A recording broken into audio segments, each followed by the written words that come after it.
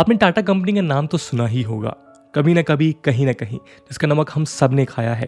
खैर, टाटा कंपनी ने साल 2007 में इंडिया के डिफेंस और एरोस्पेस इंडस्ट्री में कदम रखते हुए हैदराबाद में टाटा एडवांस सिस्टम लिमिटेड यानी TASL की शुरुआत की थी। अमेरिका की एक कंपनी है लॉकहीड मार्टिन। ये कंपनी एरोस्पेस और एयर डिफेंस सिस्टम से रिलेटेड प्रोडक्ट्स, यहाँ तक कि बड़े बड़े कार्गो शिपिंग के भी प्लेन्स बनाती है। ये कंपनी एक्चुअली में मार्च 1995 में लॉकहीड कॉरपोरेशन और मार्टिन मेरिटिया नाम की दो कंपनी के मर्जर से बनी थी। 2010 में टाटा की TASL यूनिट ने अमेरिका की इस कंपनी के साथ इंडिया में C-130J सुपर हरक्यूलिस एयरक्राफ्ट के पार्ट्स बनाने की डील की थी। स्पेसिफिकली कहें तो एम्पेनेज बनाने की। एम्पेनेज एयरक्राफ्ट के पीछे के फ्लाइंग पार्ट को कहते हैं। आज 10 साल बाद टाटा एंड लॉकहीड मार्टिन का ये joint venture Tata Lockheed Martin aerostructures limited दुनिया में एक बहुत बड़ा हब बन चुका है एम्पेनेज मैन्युफैक्चरिंग का, और ये दुनिया में एक लौता सोर्स है C-130J सुपर हरक्यूलिस एयरक्राफ्ट के एम्पेनेज पार्ट का, जो कि इंडिया के वेंचर मेक इन इंडिया के लिए एक बहुत अच्छा माइलस्टोन है। तो आइए जानते हैं कि इंडिया के लिए अचीवमेंट क्या मायने रखता है और ऐसे बाकी कौन से वेंचर्स हैं जो इंडिया के डिफेंस सेक्टर को मेक इन इंडिया के तहत बूस्ट कर रहे हैं। नमस्कार दोस्तों, मेरा नाम है आदर्श और स्वागत है आपका स्टडी IQ में। साल 2010 टाटा की एडवांस सिस्टम लिमिटेड यानी TASL ने लॉकहीड मार्टिन के साथ बनाना शुरू किया। पिछले 10 साल में इस वेंचर ने 6 C-130J-30 super Hercules airlifters Indian air force को डिलीवर किए, और फिर अप्रैल 2018 में दोनों कंपनीज के जॉइंट वेंचर ने इंडिया का पहला metal to metal bonding facility का प्रोडक्शन हैदराबाद के पास तेलंगाना में अदिबाल्टा में शुरू किया। 4700 स्क्वायर मीटर के इस बड़े साइज प्रोडक्शन फैसिलिटी ने इस वेंचर को बहुत बूस्ट किया। टाटा ने फुल फोर्स में एयरक्राफ्ट के पार्ट्स लॉकहीड मार्टिन की टेक्नोलॉजी के तहत प्रोडक्शन शुरू किया।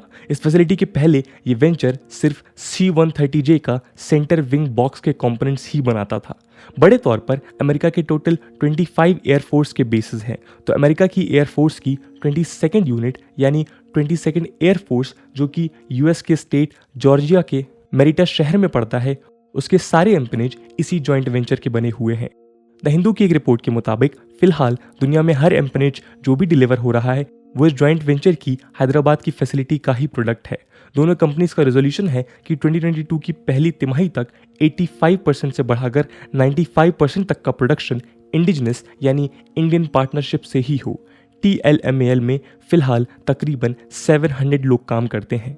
15 सितंबर को इस TLMAL ने एक इवेंट ऑर्गेनाइज किया जिसमें यह बताया कि अभी इस जॉइंट वेंचर ने इस हैदराबाद की फैसिलिटी से 150th एम्पेनेज डिलीवर किया है, और देखा जाए तो सिर्फ 4 सालों में यह हैदराबाद की इस यूनिट के लिए एक बहुत बड़ा माइलस्टोन है। इसी महीने में 8 सितंबर को कैबिनेट कमेटी ऑन सिक्योरिटी ने टाटा और फ्रांस की एयरक्राफ्ट मैन्युफैक्चरिंग जायंट एयरबस के जॉइंट वेंचर को मंजूरी दे दी, जिसके तहत दोनों कंपनीज जॉइंट वेंचर में 56 C-295 ट्रांसपोर्ट एयरक्राफ्ट बनाएंगी, जो तकरीबन 21,000 करोड़ की लागत में होते हुए पुराने एवरो 748 को रिप्लेस करेगा, जो 1960s के टाइम पर इंडिया में आया था और अब उसे अपग्रेड करने की बहुत ज़रूरत है। दोनों कंपनीज मिलकर इन 56 ट्रांसपोर्ट एयरक्राफ्ट को इंडिजिनली डेवलप करेंगी। ये प्रोजेक्ट मई 2015 से ही डिफेंस एक्विजिशंस काउंसिल ने होल्ड पर कर रखा था, जिसे अब जाकर मंजूरी मिली है।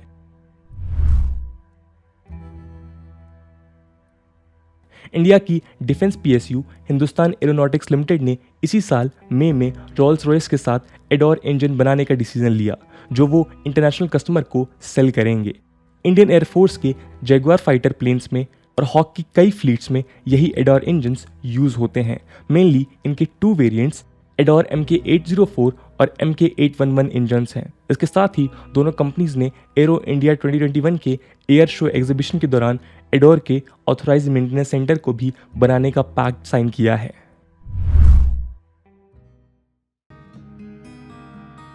इंडियन गवर्नमेंट 9 सितंबर को सिविल एविएशन मिनिस्ट्री ने अनाउंस किया कि इंडियन गवर्नमेंट एक नई पॉलिसी MRO यानी maintenance and repair overhaul policy introduce करना चाहती है, जिसके अंडर इंडिया में 8 एयरपोर्ट्स को मेंटेन और रिपेयर होने के लिए डेवलप किया जाएगा।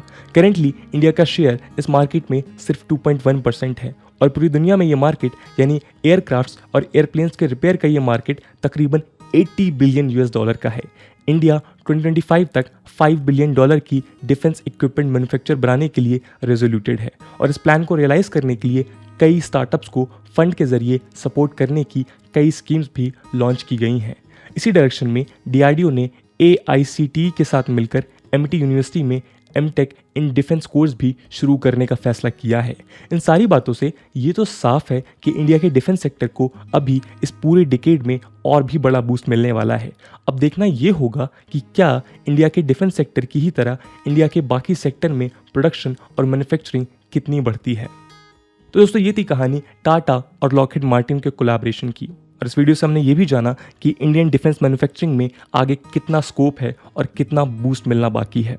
इस मुद्दे को लेकर आपका क्या ओपिनियन है कमेंट सेक्शन में ज़रूर बताइएगा। आज की वीडियो के लिए इतना ही। आई होप आपको वीडियो पसंद आई होगी और अगर पसंद आई है तो अपने दोस्तों के साथ शेयर करना मत भूलिएगा। हम मिलते हैं अगले वीडियो में, तब तक के लिए जय हिंद, जय भारत।